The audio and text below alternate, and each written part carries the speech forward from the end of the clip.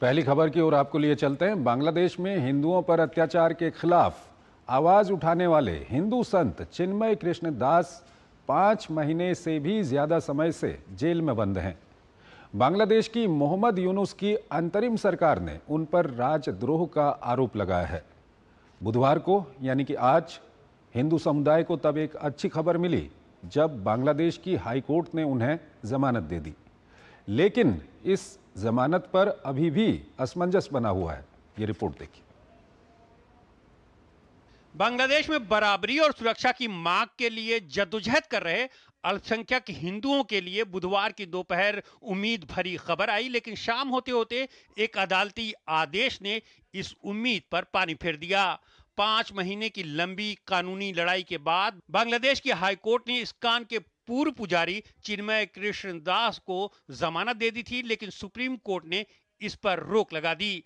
High court के फैसले को सरकार ने सुप्रीम कोर्ट में चुनौती दी, जिस पर सुनवाई करते हुए उच्चतम न्यायालय ने चिन्मय दास को मिली राहत पर रोक लगा दी। अदालत ने हाईकोर्ट के फैसले की सर्टिफाइड सर्टिफिकेट जारी होने और नियमित अपील याचिका दायर होने तक जमानत पर रोक लगाई। हालांकि सुप्रीम कोर्ट ने यह फैसला चिन्मय के वकील की गैर मौजूदगी में सुनाया। सरकारी वकील ने बताया कि कोर्ट ने चिन्मय दास की जमानत पर रोक लगाते हुए सरकार की ओर से दायर याचिका पर सुनवाई के लिए रविवार की तारीख तय की है। इससे पहले 4 फरवरी को हाईकोर्ट ने सरकार से पूछा था कि चिन्मय को देशद्रोह के मामले में जमानत क्यों ना दी जाए, और उनकी जमानत याचिका खारिज कर दी थी। चिन्मय कृष्ण दास को पिछले साल नवंबर में ढाका हवाई अड्डे से गिरफ्तार किया गया था। उन पर एक रैली के दौरान बांग्लादेश के झंडे का अपमान करने का आरोप है, लेकिन इस आरोप को भारत और वैश्विक समुदाय ने न्यायिक उत्पीड़न बताया। गिरफ्तारी के बाद पूरे देश में हिंदू समुदाय में आक्रोश फैल गया और जगह जगह यूनुस प्रशासन के इस दमनकारी कदम के खिलाफ विरोध प्रदर्शन हुए। इसके बाद हिंदू अल्पसंख्यकों के खिलाफ हिंसा का नया दौर शुरू हुआ। दास की बेल को लेकर पहले कई याचिकाएं दायर की गईं, लेकिन उन्हें खारिज कर दिया गया। इस बीच दास की तबीयत बिगड़ने की भी खबरें सामने आई और यह आरोप भी लगा कि जेल में उन्हें उचित इलाज नहीं दिया गया। उनके वकील ने यह साबित करने की कोशिश की कि स्वामी के खिलाफ लगाए गए आरोप राजनीति से प्रेरित हैं। चिन्मय कृष्ण दास इस्कॉन के पूर्व पुजारी हैं। बांग्लादेश में शेख हसीना की सरकार जाने के बाद यहां हिंदू समुदाय के खिलाफ हिंसक घटनाएं शुरू हो गई थीं। इस दौरान उन्होंने हिंदू समुदाय पर हो रहे अत्याचार के खिलाफ आवाज उठाई थी और हिंसक घटनाओं की आलोचना की थी। उनके द्वारा पेश किए गए 8 सूत्रीय मांग पत्र को लेकर भी देश की राजनीति में हलचल देखने को मिली थी।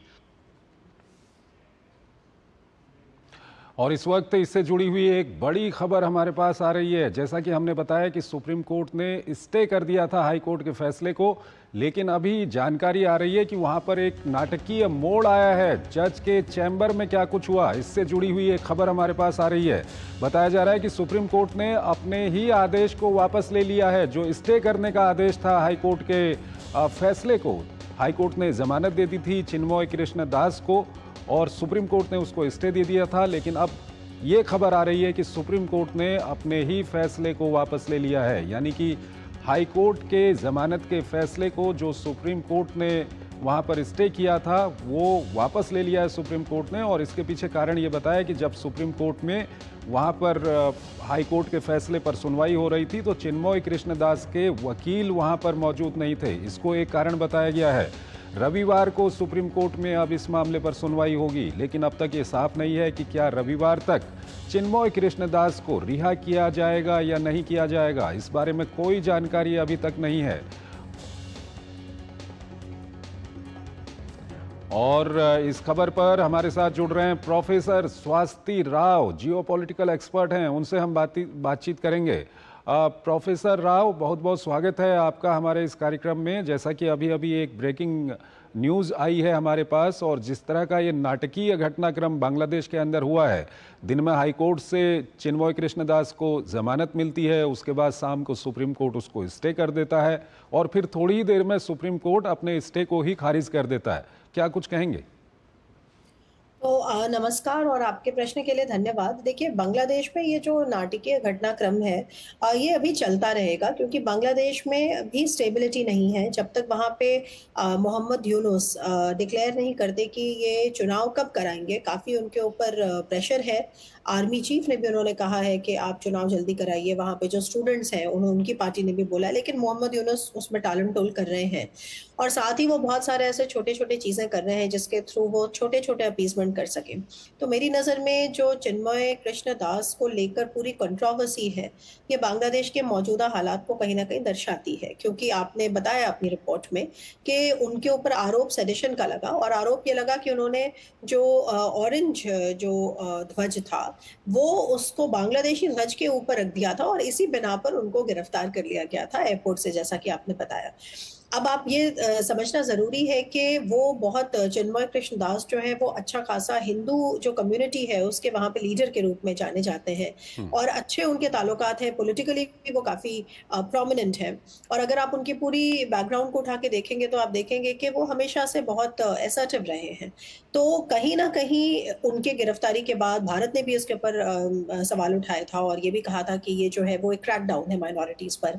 और अकेले जो चिन्मय कृष्ण दास है वो बहुत पॉपुलर है वहाँ की हिंदू माइनॉरिटी में क्योंकि वो एक 8 पॉइंट डिमांड के बारे में चर्चा कर चुके हैं जिसमें बहुत सारे छोटे-छोटे डिमांड्स हैं कैसे माइनॉरिटी राइट्स को प्रोटेक्ट करने के लिए, स्पेशली जब से वहाँ पे इस्लामिस्ट जो आइडियोलॉजी है उसने ज़ोर पकड़ा है। हम्म। तो अगर आप मोहम्मद यूनुस सरकार का, अगर अभी सरकार तो खैर वो है नहीं, लेकिन जो केयर टेकर गवर्नमेंट है, अगर आप उनका रुख देखते हैं इस सारे मसले पे, तो वो ये रहता है कि जो हिंदू माइनॉरिटीज़ हैं उन पे उस तरह का अत्याचार नहीं है जिस तरह की दुनिया बताती है, जिस तरह से भारत बताता है। लेकिन अगर आप आंकड़ों को देखेंगे, तो आप देखेंगे कि जो इनमें अटैक्स हैं वो सैकड़ों की संख्या पर है माइनॉरिटीज़ में। तो ऐसे में चिन्मय कृष्ण दास जो है वो एक इम्पोर्टेंट आवाज़ है। और अभी जो फ़ौरन हुआ है कि जो उनको पहले ज़मानत दी गई, ज़मानत पे स्टे लगाया गया, अब उसके बाद कुछ दिन बाद दोबारा हियरिंग होगी।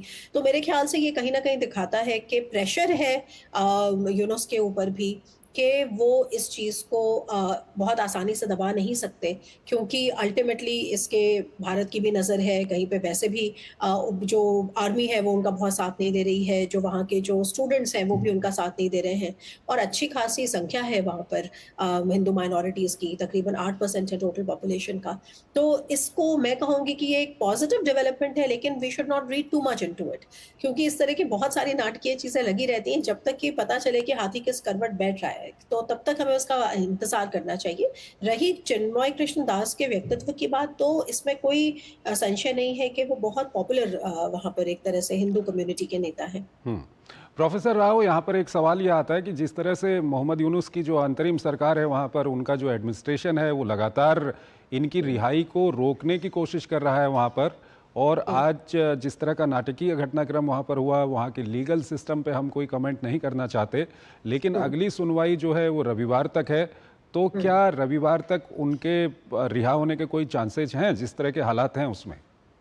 नहीं, तो आपने बिल्कुल सही कहा कि असल में मोहम्मद यूनुस की जो अंतरिम सरकार है, उससे किसी किस्म की फंडामेंटल चेंज की या फेयरनेस की उम्मीद करना गलत है। देखिए, वो कहने को वो नोबेल लॉरिएट और सब कुछ है, लेकिन जिस तरह से उन्होंने वहाँ पे सरकार को चलाया है, उसी से ये ज़ाहिर होता है, जिस तरह के उन्होंने स्टेटमेंट्स दिए हैं भारत को लेकर, उसी से ज़ाहिर होता है कि वो इम्पार्शियल नहीं है इन चीज़ों के प्रति। और कहीं न कहीं ये भी पता चलता है कि उनको अपना पॉलिटिकल करियर, अपना पॉलिटिकल सर्वाइवल भी दिख रहा है। तो बांग्लादेश एक बहुत स्प्लिंटर्ड सोसाइटी हो चुकी है, पोलराइज़्ड सोसाइटी हो चुकी है, जिहादी एलिमेंट्स का, रेडिकल एलिमेंट्स का राइज़ है। माइनॉरिटीज़ पे जो अत्याचार है उसके हमने कितने वीडियोज़ देखे जब शेख हसीना की गवर्नमेंट जब गिरी, तो वो एक बहुत ही भयावह स्थिति थी और जहाँ पे हमने लगातार एक तरीके का हमने सिस्टमैटिक हमने देखा कि किस तरह का टॉर्चर और आइसोलेशन माइनॉरिटीज़ का हुआ है और मोहम्मद यूनुस की अंतरिम सरकार ने उसको ठीक करने के लिए कुछ भी नहीं किया है। हम्म। और भारत की लगातार माँग भी यही रही है, भारतीयों की माँग भी यही रही है कि आप उसके लिए कुछ करते क्यों नहीं हैं?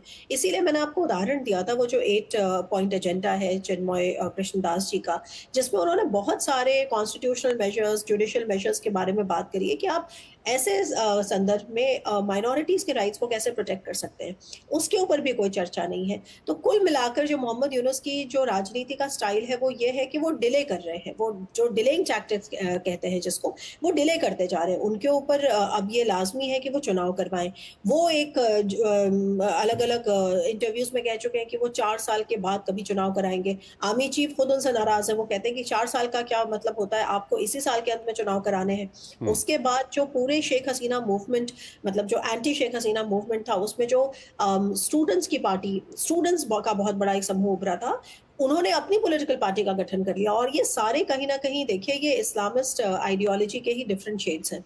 तो ऐसे में चिन्मय कृष्ण दास की रिहाई, मेरा ख्याल है ये भारत के लिए भी मेरे ख्याल से डिप्लोमेटिक जो कोशिश है वो करी जानी चाहिए। भारत ने खुले तौर पे भी कहा है। मैं पर्सनली बहुत उम्मीद नहीं है मुझे, क्योंकि जैसा कि मैंने कहा कि मुझे मोहम्मद यूनुस के किसी भी गवर्नेंस के मॉडल से मुझे कोई उम्मीद नहीं है। तो हम्म। मैं भी इंतजार करूंगी और उसके बाद ही किसी तरह का कोई वक्तव्य दूंगी, लेकिन अभी फिलहाल मुझे ऐसा नहीं लग रहा कि उनकी राह इतनी आसान बना देंगे वो।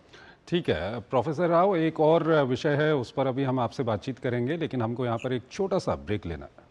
जी।